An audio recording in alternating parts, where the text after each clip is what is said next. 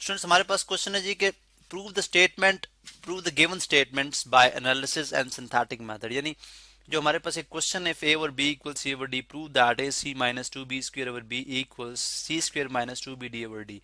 इसको हम एनालिसिस और सिंथेटिक मेथड से सॉल्व करेंगे। अभी बेसिकली एनालिसिस और सिंथेटिक मेथड है क्या, हम कंपैरिजन में लिखते हैं इनको, यहाँ पे हम लिखते हैं जी सिंथेटिक मेथड, ठीक है, और यहाँ पे आपके पास आ जाएगा एनालिसिस मेथड।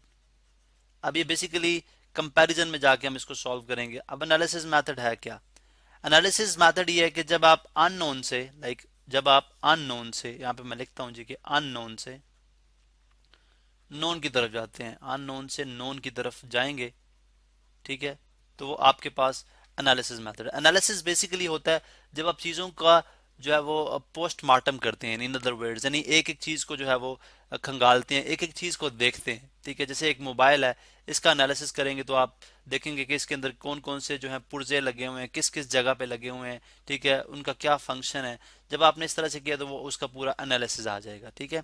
जबकि सिंथेटिक जो होता है वो होता है फ्रॉम नॉन टू, यानी जो मालूम होता है उससे आप अननोन की तरफ जाते हैं, ठीक है, अननोन की तरफ जाते हैं। जैसे आपके पास, और सिंथेटिक बेसिकली होता है कि बनाना, ठीक है, मुकम्मल करना, ठीक है, चीज़ों को कंपाइल करना। जैसे अगर आपके बहुत सारी चीज़ें पड़ी हैं जो कि बिखरी हुई पड़ी हैं, आपने ऑर्गेनाइज करके इनको एक जो है वो शेप बना दी, एक ऑर्गेनाइज फॉर्म में कोई चीज़ बना दी, तो ये बेसिकली हमारे पास एक सिंथेसिस कहलाता है आम लफ्जों में। अब जब हम मैथ्स की जुबान में बात करते हैं तो हम मैथ्स की जुबान में ये बेसिकली टीचर्स दो मेथड यूज करते हैं, या सिंथेसिस होता है या एनालिसिस होता है। दोनों के मेरिट्स भी हैं, डीमेरिट्स भी हैं। उसके ऊपर आप जो है वो सेपरेट लेक्चर देख सकते हैं कि सिंथेसिस के क्या मेरिट्स और डीमेरिट्स, या यानी फायदे नुकसान दोनों के अपनी जगह पे मौजूद हैं। अच्छा, अब यहाँ पे सिंथेसिस मेथड और एनालिसिस मेथड से हम स्टार्ट करते हैं। एनालिसिस मेथड हमने बोला जी कि यहाँ पे if A over B is equal to C over D है, ये हमें नोन है, ये हमें बता दिया गया, यानी अगर ऐसा है तो आप ये अननोन मालूम करें, ठीक है।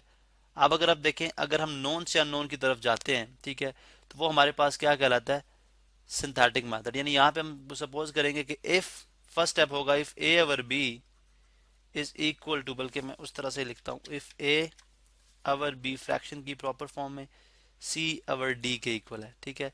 जबकि यहाँ पे चूंकि रिवर्स है तो यहाँ से हम नोन से स्टार्ट करेंगे, अननोन से स्टार्ट करेंगे। अननोन यहाँ पे A C minus two B square है, अवर बी है, इज इक्वल टू यहाँ पे C square minus two B D है, अवर डी है, ठीक है। ये हमने यहाँ पे नोन से स्टार्ट किया, यानी इससे रिजल्ट से होते हुए हम अननोन की तरफ जाएंगे, और यहाँ से हम नोन से होते हुए अननोन की तरफ जाएंगे। किस तरह से करेंगे इसको देख लेते हैं।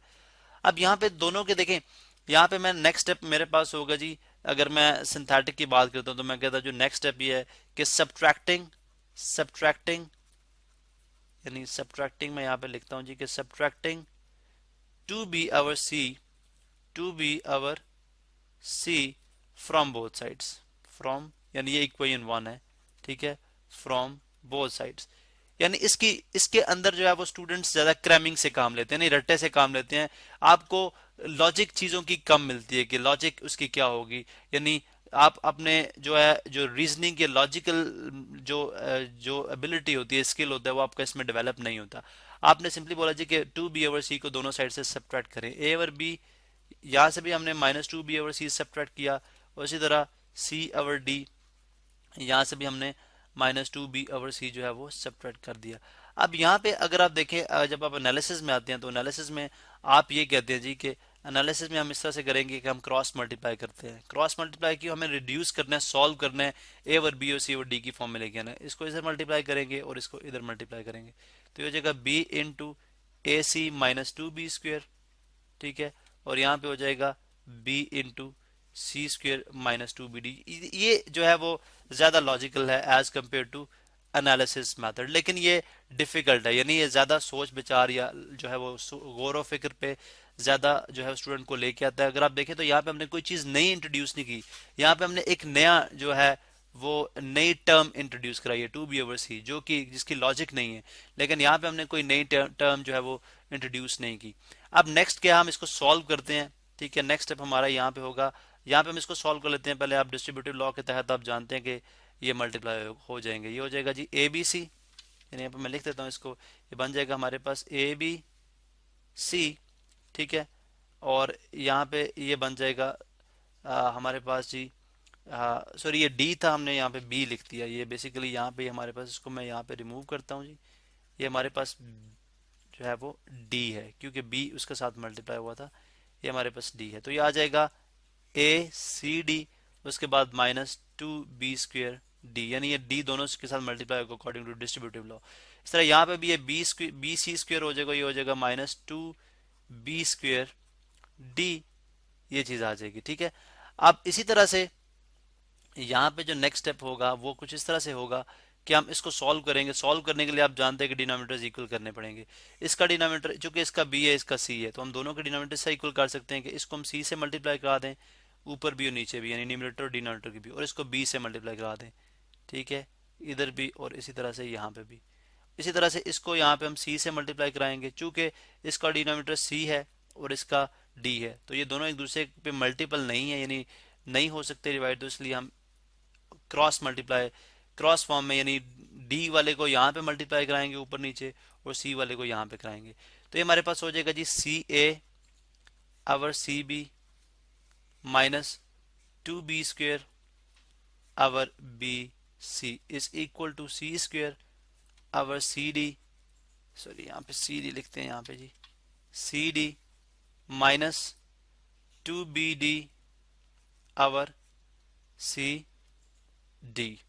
ठीक है, ये हमारे पास यहाँ पे आ चुका हुआ है। अब नेक्स्ट स्टेप हमारे पास यहाँ पे, इसको थोड़ा सा और हम ड्रैग डाउन करते हैं। ठीक है, नेक्स्ट स्टेप है जी कि इसमें अब आप जानते हैं कि minus two B square D minus two B square D दोनों तरफ जो है वो सेम है। अगर इसका मल्टीप्लिकेटिव, इसका सॉरी एडिटिव इनवर्स क्या होगा, टू बी स्क्वेयर डी और टू बी स्क्वेयर डी दोनों तरफ ऐड कराया जाए अकॉर्डिंग टू एडिटेड लॉ। देखें आपके पास हर एक बात की यहाँ पे रीजन आ रही है, ये कैंसिल आउट हो जाएगा, या हमारे पास आ जाएगा जी A C D is equal to B square C. हमने यहाँ पे कुछ भी इंट्रोड्यूस नहीं कराया। अब यहाँ पे इसको सॉल्व करने का, अगर आप देखें डिनोमिनेटर सेम हो चुका हुआ है। ठीक है, सी बी और सी बी, यहाँ पे सी डी और सी डी, तो डिनोमिनेटर सेम हो तो न्यूमरेटर आपस में ऐसे ही ऐड हो जाएंगे, यानी बी सी ऐसे ही आ जाएगा, और ये आ जाएगा जी ए सी या सी ए, एक ही बात है कि जो है वो क्यूमुलेटिव जो है वो, आप ये एक ही बात, आप इनके ऑर्डर चेंज कर सकते हैं। ठीक है, और यहाँ पे यानी क्यूमुलेटिव लॉ ऑफ मल्टीप्लिकेशन के तहत अगर आप यहाँ पे देखें तो माइनस टू बी स्क्वेयर या एज इट इज आ जाएगा, बिकॉज डिनोमिनेटर सेम हो चुका हुआ है। इस तरह यहाँ पे अगर आप देखें तो यहाँ पे भी सी डी, और ये आ गया हमारे पास C square minus two B D. ठीक है, अब यहाँ पे अगर आप देखें तो दोनों साइड्स पे आप मल्टीप्लिकेटिव इनवर्स ऑफ सी के साथ मल्टीप्लाई कर दें, वन ओवर सी, और यहाँ पे भी वन ओवर सी। यहाँ पे सी सी से कैंसिल आउट हो जाएगा, और यहाँ पे भी सी सी से कैंसिल आउट हो जाएगा, ये हो जाएगा A D is equal to B C. यानी ये हमारे पास क्या है जी, this is called analysis method. ये हम एनालिसिस से कर रहे हैं, और लेफ्ट साइड पे हम जो है सिंथेटिक से कर रहे हैं। अब यहाँ पे अगर आप देखें तो कंपैरिजन में आप आ जाएंगे, ये आपके पास जो है, अब आप क्या करें कि दोनों साइड्स को सी से मल्टीप्लाई कर दें, इधर भी और इधर भी। ठीक है, यानी इस तरह से आप सी जो है वो, इस सी चूंकि सी का मल्टीप्लिकेटिव वन ओवर सी होता है, वो कैंसिल आउट हो जाएगा, यहाँ से भी सी कैंसिल आउट हो जाएगा, ये आ जाएगा A C minus two B square over B is equal to C square minus two B over D. ठीक है, ये वो, यानी जो इसमें नोन था, नोन से हम अननोन की तरफ आ गए। ठीक है, लेकिन बहुत सारे बीच में स्टेप थे, जैसे यहाँ पे हमने टू बी ओवर सी क्यों ऐड किया, हमारे पास कोई इसकी लॉजिक नहीं है, कोई रीजन नहीं है, लेकिन यहाँ पे हमने कोई चीज भी खुद से ऐड नहीं की। ठीक है, एनालिसिस के तहत हम जो है वो चलते आ रहे हैं। अब यहाँ पे अगर आप देखें तो अगर मैं जो है वो यहाँ पे दोनों तरफ जो है वो, चूंकि हमने जो रिजल्ट प्रूव करना है वो यहाँ पे आप देखें, जो रिजल्ट हमने A over B is equal to C over D. ठीक है, A over B is equal to C over D, हम दोनों तरफ जो है वो मल्टीप्लाई करा देते हैं ए बी सी डी।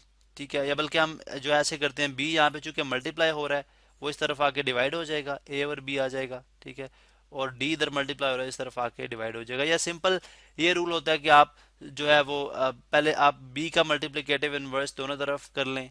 ठीक है, बी का जो मल्टीप्लिकेटिव इनवर्स है वो वन ओवर बी होगा, दोनों तरफ उससे मल्टीप्लाई कर लें, फिर डी के मल्टीप्लिकेटिव इनवर्स से कर लें, तो आपके पास ये रिजल्ट उस सूरत में भी आ जाएगा। और ये अगर आप देखें तो ये एनालिसिस मेथड के तहत ये हमारे पास नोन था, तो यानी एनालिसिस मेथड में हम अननोन से नोन की तरफ आए। ठीक है, और यहाँ पे हम नोन से अननोन की तरफ आए। तो ये बेसिकली दोनों में ये फर्क है कि हम दोनों जो मेथड यूज करते हैं उसमें ये फर्क है, लेकिन दोनों मेथड के मेरिट्स भी हैं और डीमेरिट्स भी हैं।